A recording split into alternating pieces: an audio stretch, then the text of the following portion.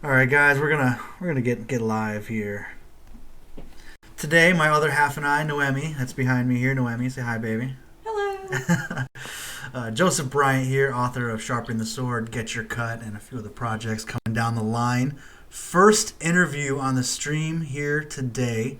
We're hanging out with Sam Koush. Am I saying that right, Koush? Yes, sir. All right. Sam has an accreditation from the Embry-Riddle Aeronautical University. He is a aviation business administration major with 3 minors in marketing, logistics, and supply chain. Sam here speaks 3 languages: Arabic, English, and American Sign Language, and he is a mentor for small businesses and startups, specifically when it comes to marketing and management.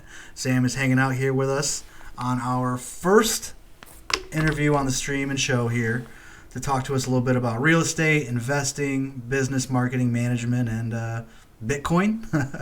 And I think guess whatever the hell else we feel like talking about here. How are you this morning, Sam? I'm very well. Thank you guys for having me on the podcast. I Yeah. really, really appreciate you guys doing this interview with me.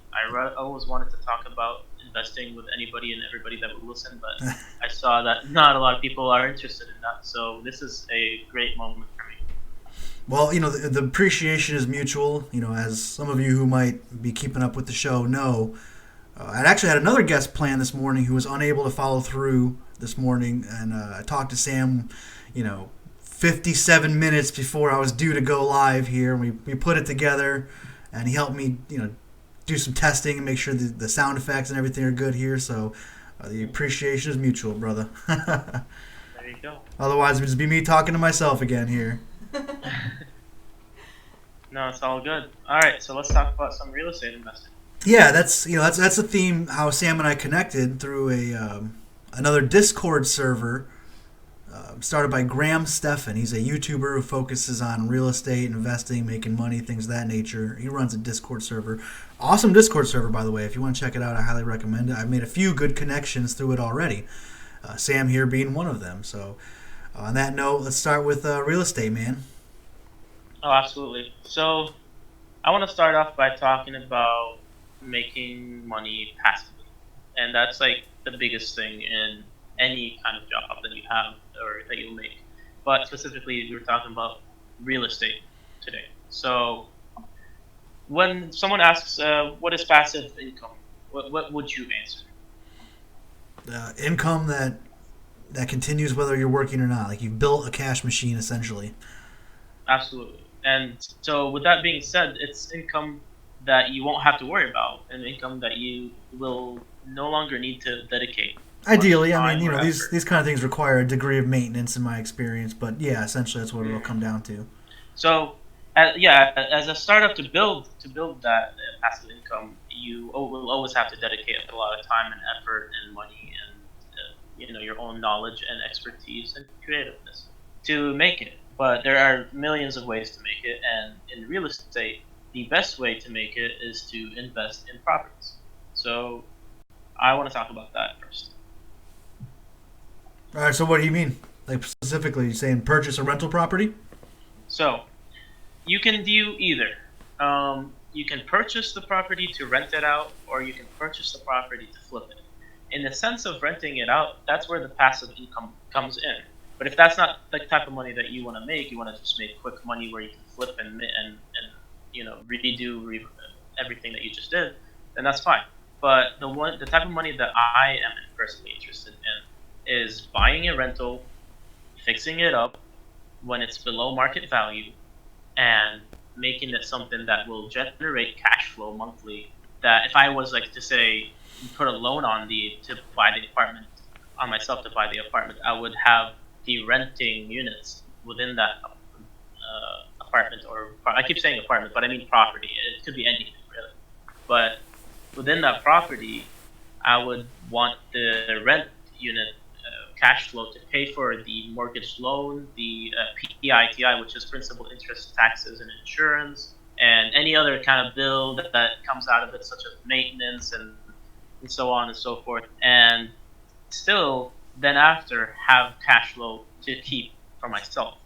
That's the kind of property that I look for in the sense of investing. So what real estate market are you currently looking for properties in? Right now, I am located in Florida, and the market in Florida is highly saturated with multi-unit family houses. So what that means is that everybody's moving to Florida. Everybody and their child are moving to Florida to retire or to start a new life and what have you. But when they move to Florida, they realize that all the housing here is either really, really expensive or really, really bad. So they don't usually like to spend that much money, so they depend on renting more so than anything, especially the newer generations, such as millennials and so on. So that's the market that I target is multifamily unit housing that is in a saturated rental area. So like which like cities you're saying? Oh yeah, in cities, yeah, I like to target cities that usually have a lot of colleges around them and in them. Colleges. So yeah, so colleges is the key factor as to what will make you money fastest and longest. So the whole idea of a college being your rental unit, what idea? What would you call it? Like a target audience, I suppose, if you anything.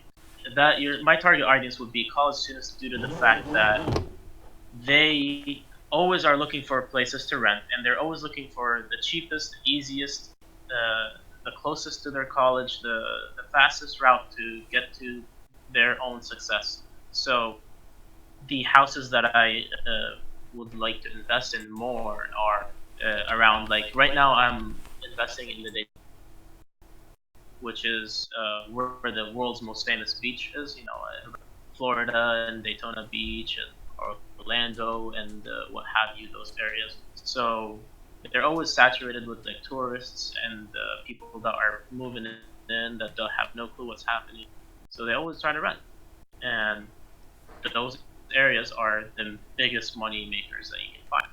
So that's why I wanted to build it in Daytona Beach and Orlando. So Daytona and Beach, Orlando are currently where you have your investments. Yeah.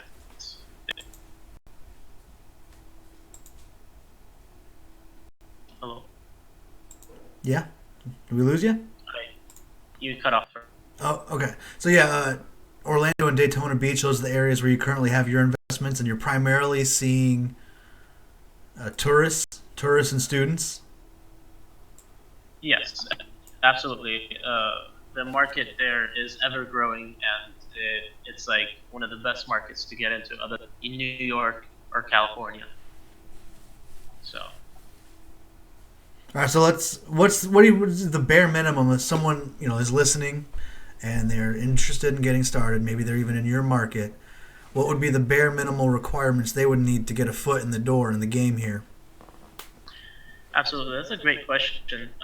That's a question that I've always struggled in answering before I started myself. I always sought to learn from others who have done it. And everybody that has taught me, everybody that I've met and talked to, have taught me a different way of doing it. So some people said, save your money and wait for it until you have a big enough down payment. Some people said, well, you don't need that big of a down payment. You just need a good enough of an income to prove.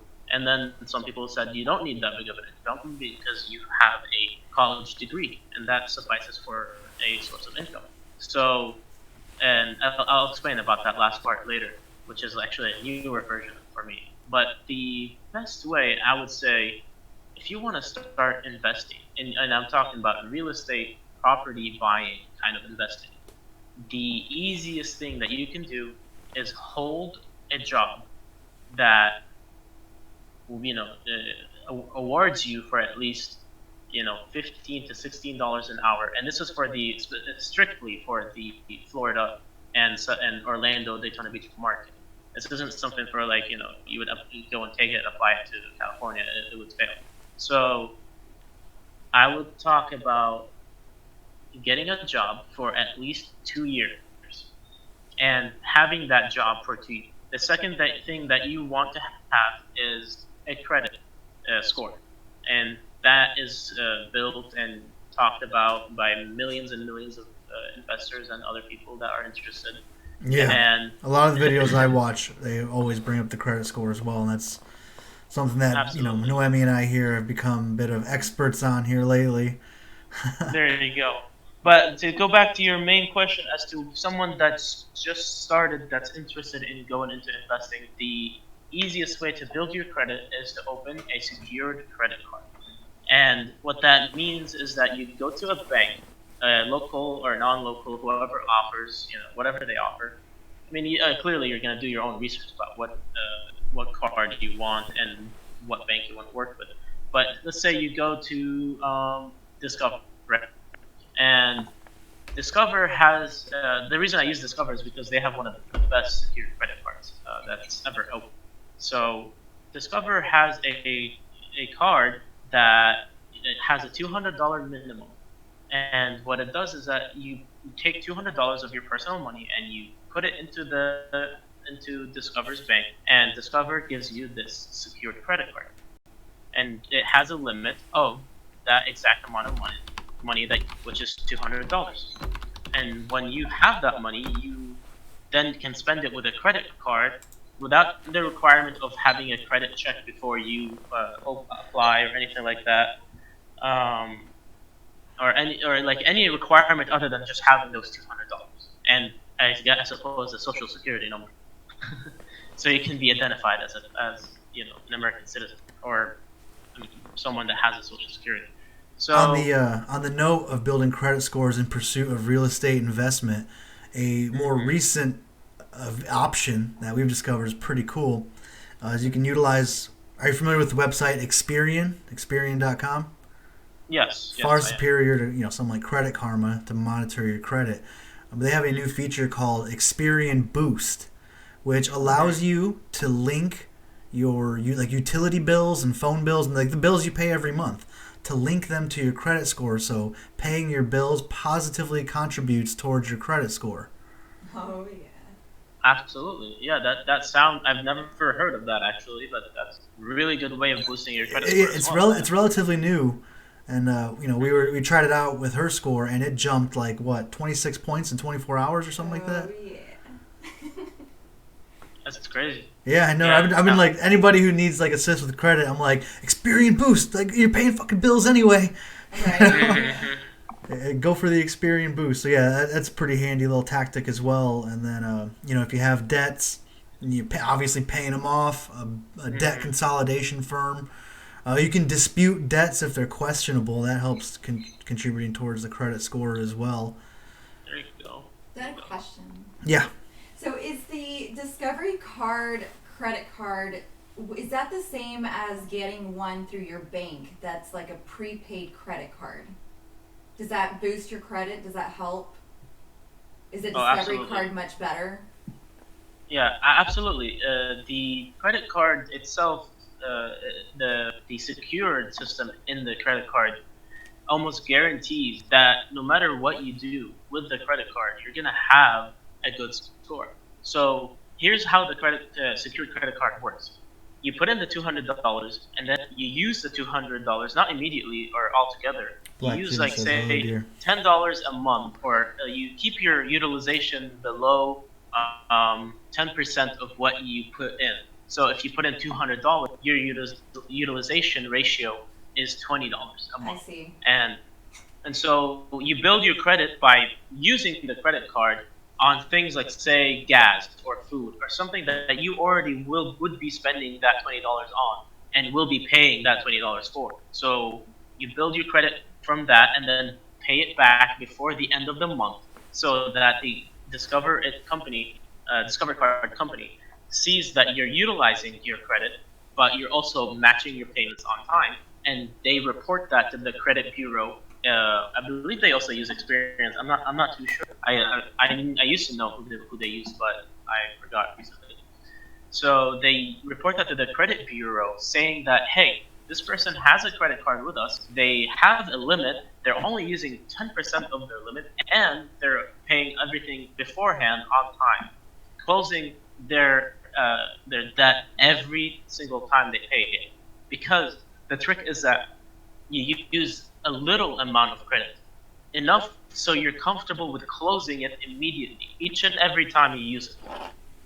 So that Right. way, your credit utilization goes up without you forcing your credit total utilization to go above 10% by hurting your credit and hurting your credit. So you use your credit card, you build your credit score, you have a 2-year job, and the only thing other than that that you can do is have a down payment. And once you have all three of those things together, you are set and ready to start taking out loans and getting pre-approved for loans, for houses, for properties, for whatever it is that you're trying to take out a loan for. Nice. And all depending on how much money you saved up as a down payment, it is depending on what kind of loan that you get. But see, those are all everything starts to come together in a system that you create from just practicing and being patient.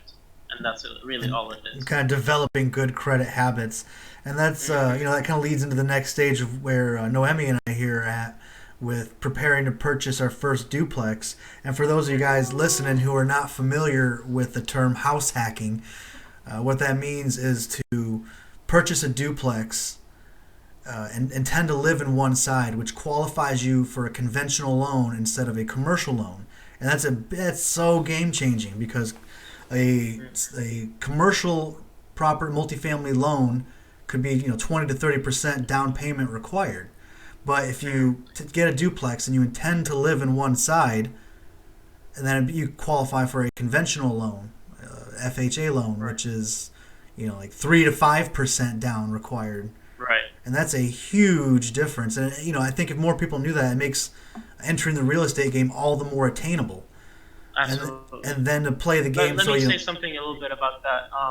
The thing that Joe was talking about is the technicality terms of it is that conventional is the 20%. The FHA is the 5 to 3%. So okay, gotcha. People don't get that confused. But yeah, gotcha. Go ahead. Continue. And so then from there you just kind of balance out like what the mortgage is monthly, and then you charge the rent the other half to be just over that amount, so you can have your mortgage paid for and cash flow to a degree, or at least have something to offset expenses, the inevitable expenses of renting out that side of a duplex. So we're pretty excited about that because for a family of 4, not having to pay a housing expense is a pretty big deal. Absolutely.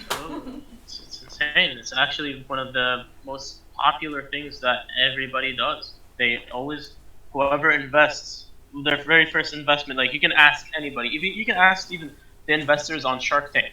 They started the same exact way that you two are trying to start right now. I can't remember who it was from Shark Tank. He's the bald guy. I don't know if you remember his name or not. But he started investing by borrowing money from others and putting it into this investment where he turned it into a rental property, while promising like so many other people that he's gonna pay them back and all that. And by the time he got the rental and started cash flowing, he did succeed at paying everybody back due to the cash flow of the rent. But he was like basically homeless at that point because he didn't have anywhere to stay. He had so much debt to pay off that he couldn't afford staying at the place that he owns. So, he had to rent out those units, and turned that around after paying off his debt. He did the Burr method, if you guys know what that is. Yeah, and I've been on the Bigger Pockets website and YouTube page. Absolutely. For those listening, if you're interested in real estate, that's another great resource. BiggerPockets.com, Bigger Pockets YouTube channel. Highly valuable information available on there. You wouldn't believe like how much information you could have. Oh, it's crazy. That, from the podcast, from their website, from their YouTube, like the amount of value that they add on to like next to nothing asked from you, other than maybe subscribe to their YouTube channel.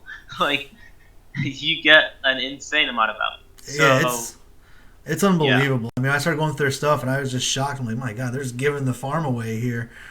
Right, absolutely. And one other shout out that I wanted to mention is one of my favorite books that I've ever read, and it is by the creator of that podcast. And which one was it that I loved most about it? And So yeah, it was the book on real estate investing, and what's it called? The book on rental property investing by Brandon Turner. So that book, 1,000,000% would recommend it to anybody and everybody, even if you're like an expert at investing. If you have not read this book, I assume that you are a failure in investing. You get what I mean? Like it's that important. That essential, huh? That essential. And anybody who's listening, man, go out there. I'm sure there's free versions of the book somewhere. But I would say support the creator. He's also the creator of the Bigger Pockets podcast and the YouTube channels and everything else. Buy his book. This book, it has not only transformed how I think about life and money and everything investing, it has transformed about how I think about myself, my friends, my family members, and it was all to the better, like to say the least. It was all so that I knew who was in my circle and what they did for me and what they contributed for me as for friends and connections, and then who mattered to me the most. And it turns out for me that was family. And it was a book about investment. It was a book about rental unit investment, and it turned my life around. Like a damn good book. Absolutely, it turned my life around 100%, and I would not be able to recommend anything that I talk about today if I didn't read that book. What was the author's name again? I'm gonna see if I can pronounce it correctly. If not, just like drop it in the Twitch chat here. So it is. The book name is The Book on Rental Property Investing: How to Create Wealth and Passive Income Through Smart Buy and Hold Real Estate Investing, and it's by Brandon Turner. Brandon, Brandon, Turner, Turner. Thank you. There is, you would very much so be investing in your future as a person, not just as like a property owner or anything like that, if you were to read that book. Very nice. Absolutely. And that's one of the things I want to make sure, moving forward, because this is the first time I've done one of these. Moving forward, I would like to, be able to provide as many resources for listeners as possible, to provide websites like Bigger Pockets or the Graham Stephan Show on YouTube, books like you're recommending.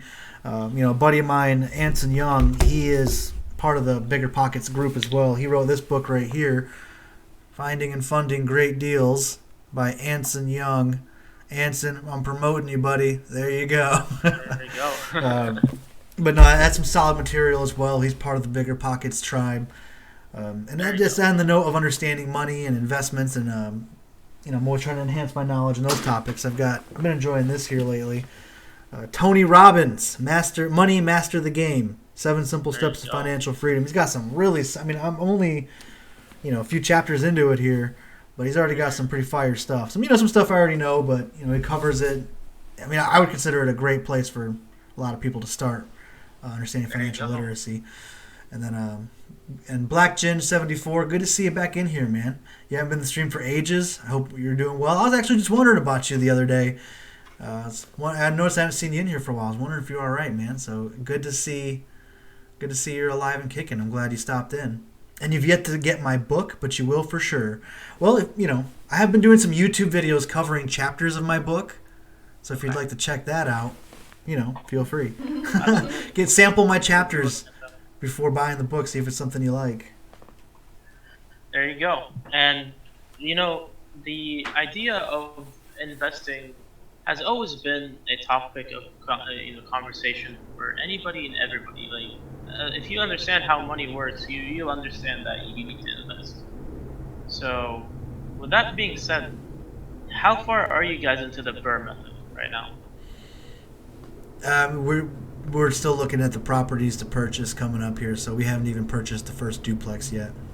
That's not bad. That's actually really good. You guys are in the preliminary steps, and you are getting closer and closer to making money. So there's nothing wrong with saying like, hey, I'm still looking at properties.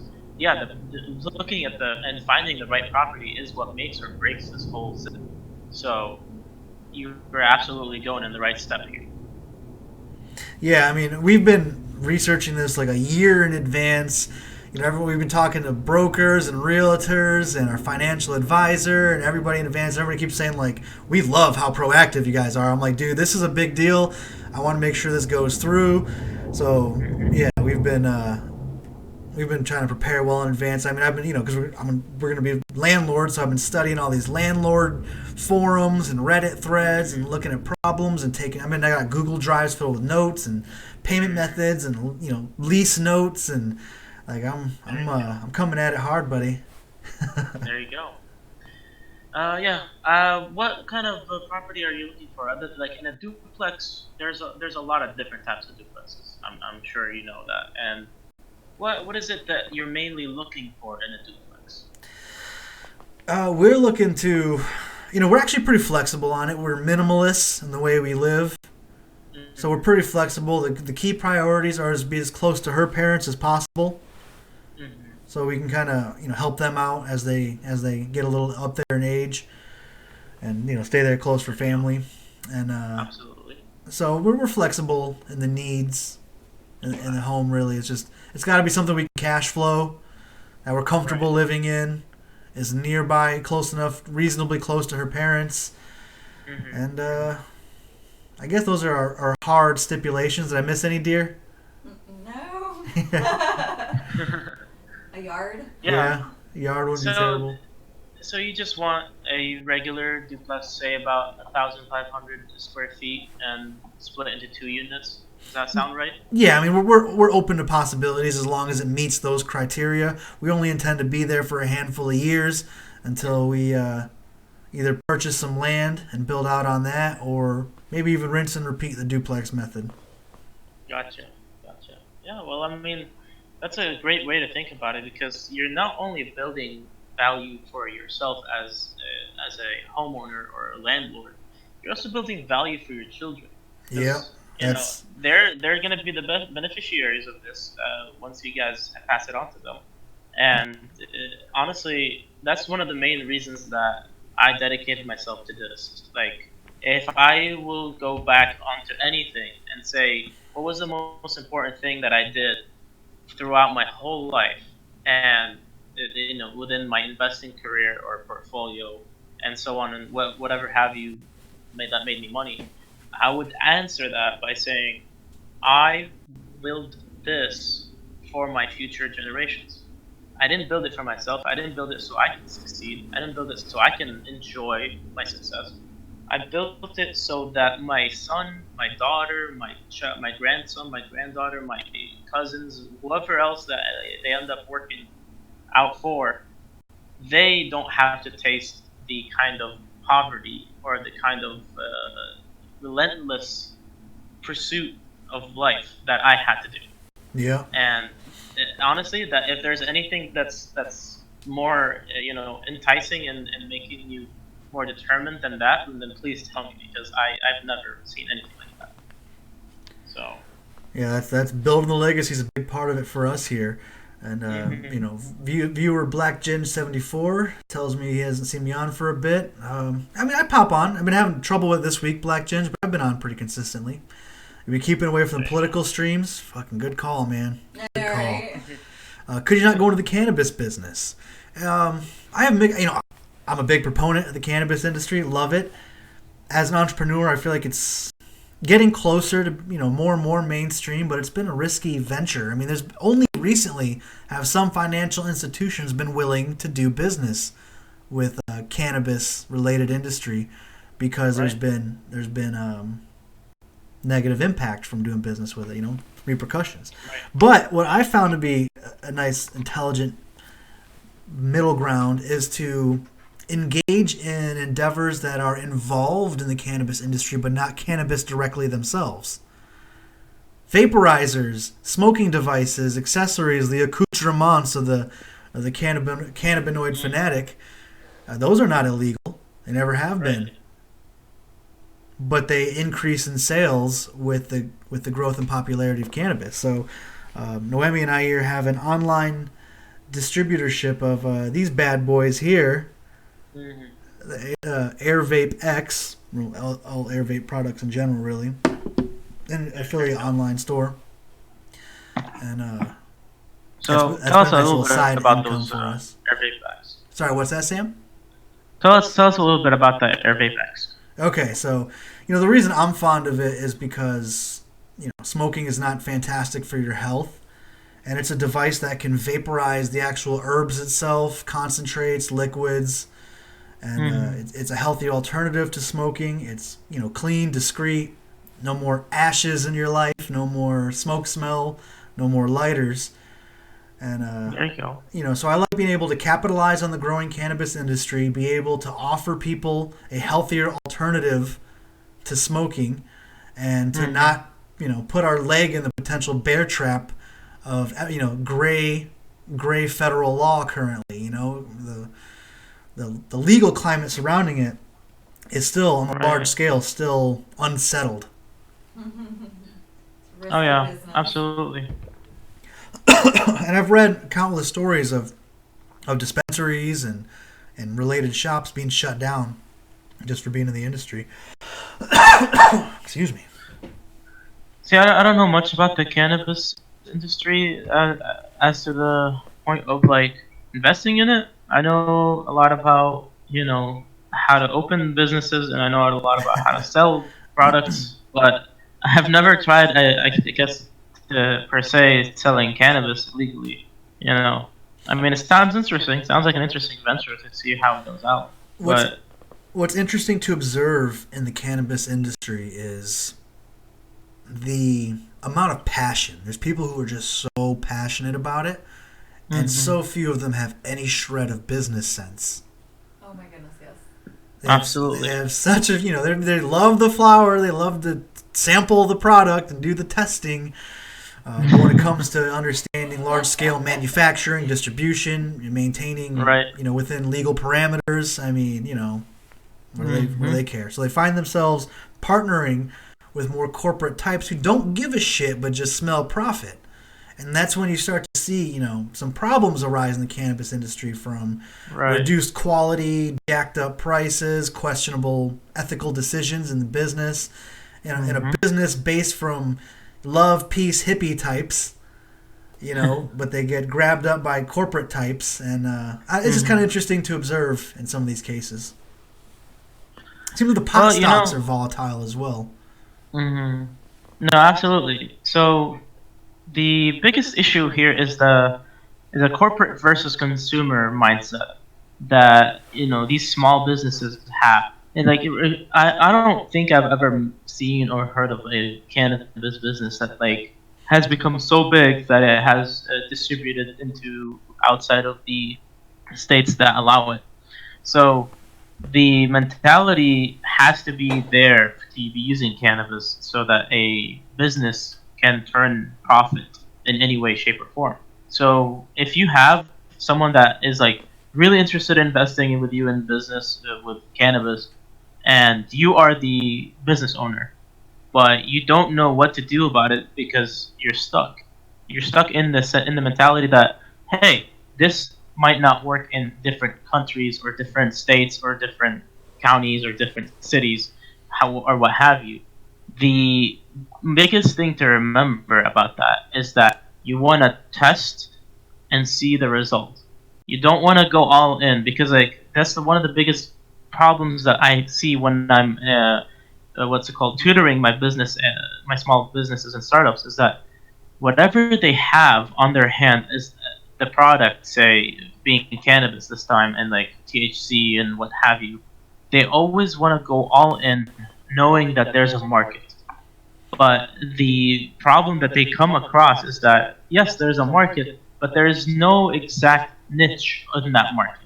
Due to the broad spectrum of how much different uses cannabis has, there's no specific niche. Like real estate, we all know their niches. We all know investment, rental, flip, buy and flip. Yeah. So whatever it is, it it in cannabis per se, you can't just throw in, hey, I want to sell THC cartridges legally, or whatever it is how they want to sell, like the actual plant itself. They fail due to the fact that they don't realize they're not catered to their customers, and they actually depend on the product itself to sell itself, because it's the newest biggest thing, cannabis. Oh, it's legal now, we can smoke it, we can whatever, however you want to ingest it. um, they fail at advertising, and they fail at marketing, and they fail at managing their consumer base. Yeah, and that's So Black Ginge here. that's Succinctly just put it: growing and selling weed is one thing, but the ability to create a good business model is a different thing. It's a different skill absolutely, set. Rarely does that skill set reside in the same person, which is why it's good to absolutely. to have a good partner who can bring that skill set to the table in that industry. Glass Hmm. Babies, hello, welcome to the stream. You made it just in time Hello, to talk hello. about Welcome. just in time to talk about some of the cannabis industry here. And but yeah, Black Ninja, you hit the nail on the head. It's definitely a different skill set altogether, and that's why you see this Hmm. imbalance that we were just talking about in the cannabis industry between the corporate greedy types versus people who just have a love for the flower themselves. Right. But in the large scale, the industry is still in its infancy, so we'll start to see some more things shake out. If I was such more, say, inclined to to open a cannabis business, other than other things that I already have going on, I guarantee you that I would probably succeed and open up like a really good, almost. Well, I wouldn't say like Fortune 500 or anything like that, but something big enough to be recognizable as the newest trend. Yeah, it's Like, definitely interesting to observe because there's unique markets arising in the cannabis industry. mm, You'll find companies that are 100% only doing oil concentrate cartridges, or you'll find companies that only make buckets that allow you to make hash. Companies that hmm only make hmm specific type of rolling papers, and people are right. starting to find their way in there a little bit, and it's interesting to watch it evolve. I mean, there's a lot of money exchanging hands in this industry, and Oh, that's one of the absolutely. reasons that we decided to get in on having the the Yeah. vaporizer game was something like, how do we get a piece of all this money floating around in the cannabis industry without exposing See, ourselves to risk? I'll tell you one thing about it is that this is the key to success in a business like cannabis, and something that's super super small. And this is something like I literally get paid to teach. So I'm gonna throw this out there to build value for the podcast and the Twitch stream. So, like Black Jin said, not many stoners have the ability to become an evil businessman. Yeah, that's very very true.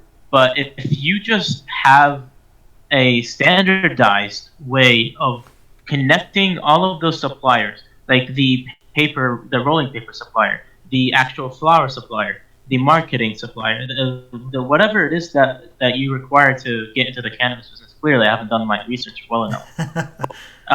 If you can standardize it, because no one has done that yet. No one has had the opportunity to create a supply chain that links everything together on a scale economies of scale is what they call it. Hmm. So, and that being said, if you are the next, say, the next person to own and operate a business about cannabis, and you want to become big without the hassle of hitting the stigma of, oh, cannabis is this or cannabis is that, then you need to cater to everybody on a standard and a standardized line. Your bottom line is your beginning step. So the bottom line is like having the basics, the need, the supply, the demand all met. But then you have to build up a business that also attacks the social aspect um, of smoking cannabis and the legality of it. And then Or when you build vaporizing a, cannabis. yeah, or whatever it is, the vaporizing. Yeah, let's say we're talking about vapes. If you want to attack the concept of the social stigma that the United States government has built for cannabis, you have to attack it in a way that talks about cannabis as the future. It doesn't just talk about it as a good thing anymore, because people understand that within the recent advancement of technology, we have found out that cannabis is very very helpful, and that being said, it's gonna be the next thing, because when people realize that, hey, cannabis has been demonized by the government for us to avoid it and not have them, whatever it is that they were trying to do, I don't remember anymore, but they were trying to demonize cannabis. Yeah, the whole But Reefer Madness campaign and moving on from yeah, there. This is your brain on drugs. exactly. Yeah, that whole mentality was all just fake science. Like there was no proven factor that says any of those things have been affect. What the way it has affected it. The reality of it is that people just don't want to do this. Like in anything that I speak about in business wise, they have the idea, they have the determination, they have the time, they just don't have they don't want to prove everybody wrong. They don't want to prove society wrong. That's what makes a business different about their success. If it's monetary success or if it's total success. And that's all I can say about cannabis. I was thinking probably like, what are the most lucrative niches within the cannabis game, and I wonder how lucrative like the machine manufacturers are, the lights and the hydroponic setups and the carbon filter, the guys who make all that stuff. Man, they got to be making out well. That's got to be an amazingly lucrative niche there. Right. Black Ginge says you never now when he starts the ability to be evil businessman. I wouldn't rule it out, but yeah, most likely. You'll never understand that evil businessman comment in the other stream. Sam, you weren't present for this, but I was kind of like attacked a little bit in another stream for being a vile capitalist. And I got some mean threatening messages, and because I'm a bad guy, apparently. Well, you gotta be a bad guy sometimes, Yeah. Black Ginge, I'm sure it will build all the dots and connect the business model will be more possible. Yeah, I mean, as you're saying, it's still young, it's still in its infancy. I'm sure we'll see some, the right people will start to involve themselves in the industry, and we'll start to see it course correct, because there's a lot of fraud in the industry. There's a lot of fraud, theft, cutting of corners, people getting sick from consuming mildew in their cannabis because someone's got a sloppy grow operation. There's bug infestations that can occur from not properly taking care of your cannabis, and if people are smoking, insect fecal matter, they're getting sick. So yeah, I mean, the industry is still in its infancy. There's still a lot that needs to be corrected, but it's certainly a lucrative one, and it's something to keep an eye on long term. It's just about balancing the risk versus getting in early. Another topic that we wanted to move on into here with Sam, he was kind of sharing some information with me, is we're talking investment vehicles and cryptocurrency and Bitcoin. Right. So Sam, you want to share with us like what you've recently accomplished, investing in Bitcoin, and what your thoughts are on it? Absolutely. That's a great way to start it. So the Bitcoin market has been on a bearish tide, I guess you could say. It's been going down. I'm gonna simplify it. I'm not gonna make it sound way too stock market expertise. The market for Bitcoin has been going down ever since 2017, December of 2017, where it hit its peak. And if anybody knows about that, it's when Bitcoin was first exploding into the social network market, and due to that and other little factors, it has reached a total of $19,000 per one bit. So, Didn't it with that break being 20K? said, I'm sorry? Didn't it break 20K? No, it never broke 20K. That was a myth. Yeah, So I mean, I'm sure people was rounding up, I guess. But I thought, exactly. People were rounding up due to the fact that they own so many bitcoins and they didn't see the initial value. They just saw the total of their and value. it's just sexier They're like, to say 20K than 19.6. Exactly. Exactly. And so from that point on, Bitcoin has been on a bearish trend, and what that means is that it's been going down nonstop. It has reached most recently it reached about 7,600. Was what was that, like 3 days ago? Hmm. And but a day ago something happened that is gonna go down in history as well, and I was there to witness it, which I'm very happy to that happening. So what ended up happening is that China finally accepted and is starting to integrate blockchain into their currency system and into their economics. So blockchain, like, I know this is probably an incorrect definition of it, but it's like the simplest way of explaining what blockchain is. It's how to privatize and encrypt any kind of currency, such as Bitcoin or such as Ethereum, Litecoin, what have you. It encrypts it not from hackers or from, I mean, it does encrypt it from hackers, but it's not about the hackers. It encrypts it from governments.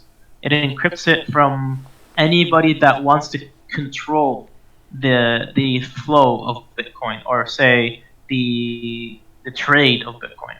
When what it allows it to do is that it allows anybody and their child to trade Bitcoin. So with that being said, China incorporating blockchain into their currency allows the Chinese people and their average money maker to invest into a currency other than the Chinese currency that's currently being traded. And as So, I understand it, blockchain has a lot more uses beyond just exchange of cryptocurrency as well. oh, absolutely, blockchain is a beast in itself in technology, and I don't know who created it because I've never done my research about it, so I can't say. But whoever created it is a very rich man or woman today. So yeah. Black Ginge, you don't. Okay, so go to Belgium. Hello, welcome to the stream. How are you today, Belgium? You look like this guy. Well, I don't know who that is. I haven't clicked on it yet. I don't want to upset the delicate equilibrium I have going on here because I had some tech issues earlier. So I'll take a look at it later. Black Ginge, you don't trust Bitcoin. You don't fully understand it. And Go to Belgium says it is a tech scam. My PC Poppy.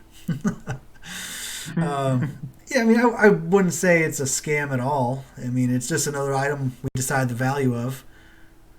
Right. I know I was just telling Sam here earlier, I made about $8,000 buying and selling Bitcoin at one point in time. I bought a bunch of them and I sold them way too early. But I still made good profit, but I would have made significantly more if I'd waited to that 19.6K mark. But, such is life. I mean, talking about investments in the rear view is always bittersweet. Well, I understand blockchains that it's not something that it's to be fully trusted. Yeah, fear and not knowing about a product can be scary indeed, a vicious vixen. You're absolutely right. The idea of a new currency that's not controlled by any government That's or any specific fascinating. entity, Yes. that's like scary good for anybody to get into.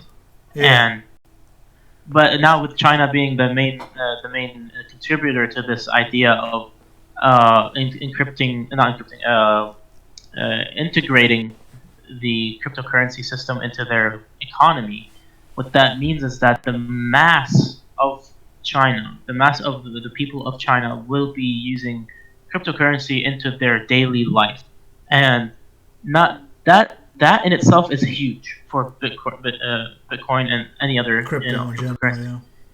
But the bigger thing that is I'm expecting to happen, which a lot of people have been talking about in the most recent files and findings and their own research and posts, is that China in itself being completely connected with Bitcoin in some sort of way or another will force any other huge competitor in the economic market for it to join Bitcoin as well. Because let's put the United States for essence. Let's say the United States is noticing how much China is getting control of Bitcoin through the purchasing of Bitcoin.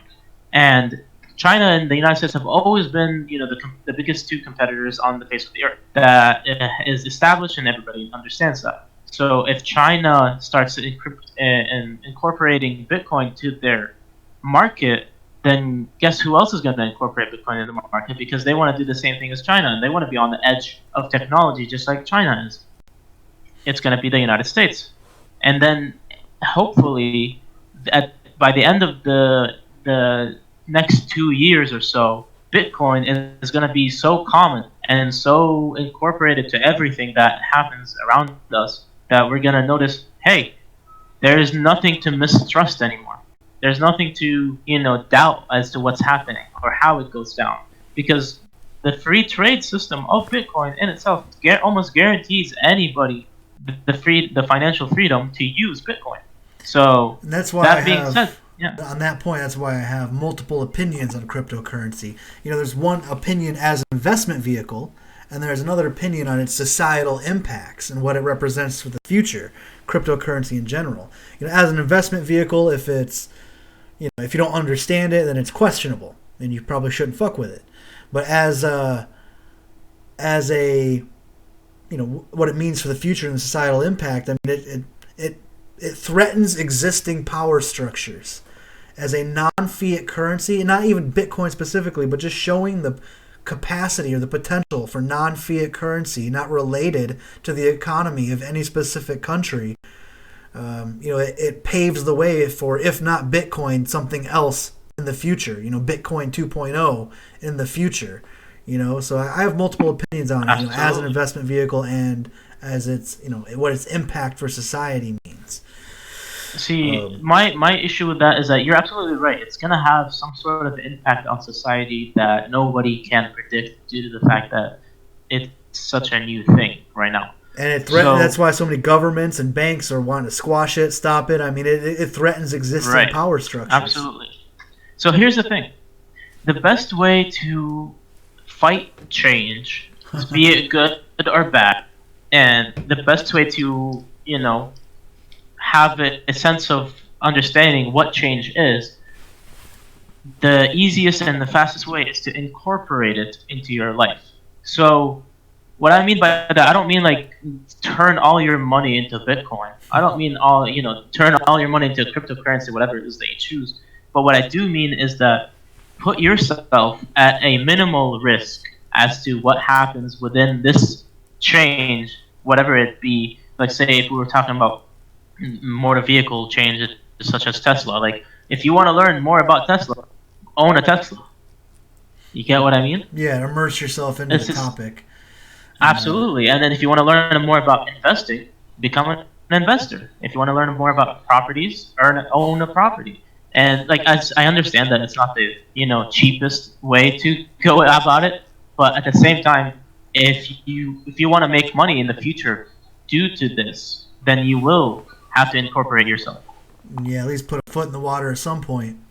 Black Ginge says, but even though it's not controlled by government, it's still controlled by people, influenced by people. But I think when it's decentralized, I think people can still manipulate the market on a large scale. Excuse me.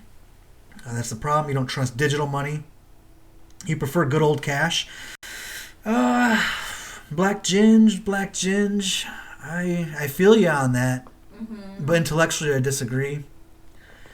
Cash is a constantly depreciating asset. Just holding cash, especially for long term, cannot, obviously, a savings account can't keep up with inflation. So keeping your money in cash, it's like trying to keep all your sand or all your water in a cracked gourd that's always leaking to a degree. So that's why it's good to put money in assets or some kind of investment vehicle that exceeds the rate of inflation. Your faith and trust in people is not high. I can't blame you there, man. Absolutely. What I would want to say about that in the sense of cash. So let's look back at the age of kingdoms and the age of empires instead of what we are today. Countries and states and cities. The idea is that money was introduced at that time when gold was the currency to be used. And people said the same thing that Black Ginger is saying right now about cryptocurrency. What does it mean to me that I have cryptocurrency? Why am I mistrusting, or why do I have to trust this kind of new thing? Well, you don't have to, but you're just gonna be left behind in the ages, just like how gold turned from the currency to buying everything into a valuable that you collect. So the idea of cryptocurrency is just the same idea as how cash started. Cash was a piece of paper that meant nothing Just to a anyone. signifier of value. Exactly, and that's exactly what cryptocurrency is now turning into, the newest signifier of value, and everybody's afraid of it because they know that they can't control it. The way it was designed, no one is allowed to control how that money flows, what that money is valued at, and in a sense, that's a good thing. That's not a bad thing. That's because there's no way there's going to be a dictatorship that says, hey, this is what Bitcoin is worth. There's no way there's going to be any democracy or socialism or anything that you can mention that Right. says, hey, this Due is to what my money is decentralization. worth. But I mean, and I'm aware of that and I agree because it's decentralized. But, on the flip side, I'm sure interested parties with enough money could exert massive influence if they so chose on the pricing. Right or wrong? Absolutely, but that and then I and mean, such that's is true of capital. any market, Like though. yeah, that's any market can have that, and capitalism highlights on that. Highlights on it in the sense of like if you have more of it, you control more of the power that it wields. So in that sense, if you want to make it big, you gotta make crypto instead of Gotta cash. gather And power resources, whether that, exactly, whether Black that Jin be says, I think the mining collective crypto conscious or will still yeah, manifest the same behavior, whether government or via government or not. Um, you know, I think the collective conscious will always gravitate towards the path of least resistance. Thank you, dear. absolutely. So whether that's via government or not, whatever's easiest will win because that's just mass human psychology at play. It's always the path of least resistance. Black Ginge, I just try and keep myself to myself and make a bit of money here and there and keep it to myself. I can't blame you there, man. There's a lot of Absolutely not. there's a lot of amazing innovations and ways to store, use, multiply your money, but at the same time, there's it opens you up to more potential theft than ever before. I mean, modern day hackers and digital thieves are fucking scary out there at times. But see, that is the age that we live in. Yeah. If you cannot keep up with the times, then you will fall behind. If that means that you need to be more knowledgeable about technology How to and defend yourself. how to defend yourself from hackers that are constantly updating their methods of hacking and Yeah. exploiting, Scam then methods. yeah, you're only scared of yourself because you don't know enough. You're not scared of others because you don't know enough. You're scared of yourself because if you don't teach yourself the way to succeed with cryptocurrency or what have you is introduced to our society as a whole, as the earth, then you will not succeed. Like it's just logic. It's just Just like with many topics, just a matter of educating yourself to a point where you're competent enough to not kill yourself. absolutely. And the one thing that links it all, the one thing that links cryptocurrency, cash, gold, property, ownership, everything that you have, that you will have, that you've ever had, is the knowledge of having a good built up idea of what it means to own this thing or to use this thing. So the biggest factor is you need to educate yourself onto what's happening in the current day scenarios and in the future so you can stay on top of the game in the sense of making money or in the sense of building a business or anything really, because knowledge is key and knowledge is the only thing that will allow us to stay on top of the game. Agreed. I mean, that Absolutely. we get to start talking about the core essence of value and faith and currency and signifiers of value. But I mean, as humanity, supposing we don't destroy ourselves, we're always going to be evolving our methods of trade, so to speak. But on that note, guys, we've been running an hour 10. Let's wrap up episode 1 here. Sam, thank you again so much for coming on such short notice. Greatly appreciate your assistance and your support, brother. That was fun. Absolutely. Awesome. We cover topics from real estate, investing, Bitcoin, cannabis industry, some of the resources we talked about, biggerpockets.com, Bigger Pockets website, podcast, the Graham Stephan YouTube show. That's how Sam and I connected here. My boy, Anson Young, got his book here. Great How to Finding and Funding Great Deals by Anson Young. Another awesome resource. I hope you guys enjoyed episode 1.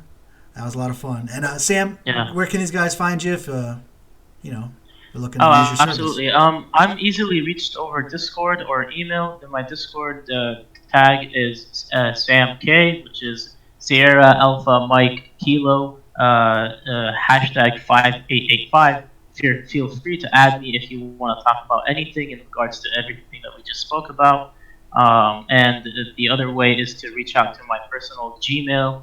It is HassanKoush@gmail.com, and I will type that into the chat here on Twitch. Appreciate that. Absolutely. And if anybody has anything that they want to talk about, anything they want to reach out to, don't hesitate to reach out to Joe here. He has a lot of knowledge on all of this information that we talked about. And honestly, I wanted to end my talk about everything by saying thank you so much, Joe, for hosting this and for organizing everything. You and your significant other are definitely going to succeed in this if you keep this mentality and mindset. Well, we don't plan on stopping, brother. Appreciate